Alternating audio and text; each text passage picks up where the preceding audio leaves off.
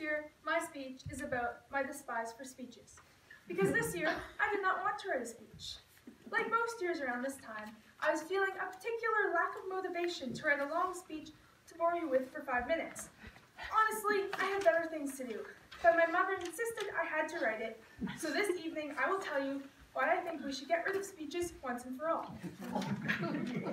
Firstly, speeches are a waste of time. I'm sure your 4-H leaders or parents, or in this case my mother, has told you at least once that speeches will make you a better public speaker that will eventually get easier. Ha ha, mother. I have written 8 speeches over the years. That is approximately 7 hours per speech, including brainstorming, writing, practicing, and speaking. Times that by 8 years in 4-H, and you have 56 hours. 56 hours of my life I will never get back. That is nearly 2 days working on speeches, and they have never gotten easier. Not one.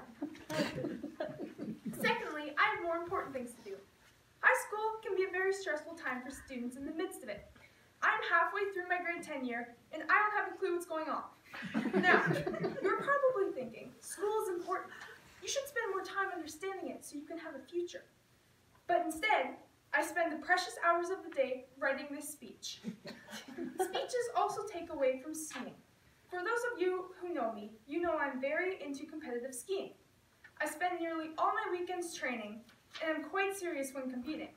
When I am not skiing, I'm busy keeping myself in shape and setting goals for the events to come. One particular event I am preparing for is the Canada Games. Sounds pretty serious, huh? And while I should be putting my focus and time into this very serious event, my time is rather being spent on speeches. Another thing speeches take away from is a fierce Netflix competition me and my friends have. It's called Who Can Watch All the Seasons of The Office the Fastest. When I get home from school, all I want to do is plop on the couch and watch more Netflix than all the rest of my friends. And speeches definitely interfere with that a little more than I like. Lastly, I know no one who finds pleasure in speeches. I'm sure all you parents in the crowd are just thrilled to be here. Have you ever met anyone who actually enjoys them? If your family is anything like my family, you have a secret loathing for them. My parents must constantly nag us to work on our speeches, and this year, though I am in 10th grade and the oldest in my family, I do believe I have caused my mother the most stress when it came to writing speeches.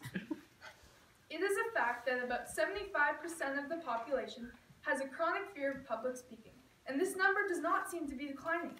And you wonder why. From finding the perfect topic to research, to the research you put into the topic, meanwhile trying to find the perfect way to fit it onto a 5-minute long interesting speech, and then last and most nerve-wracking of all, you must speak your speech in front of a whole bunch of humans. No wonder everyone's so scared of them.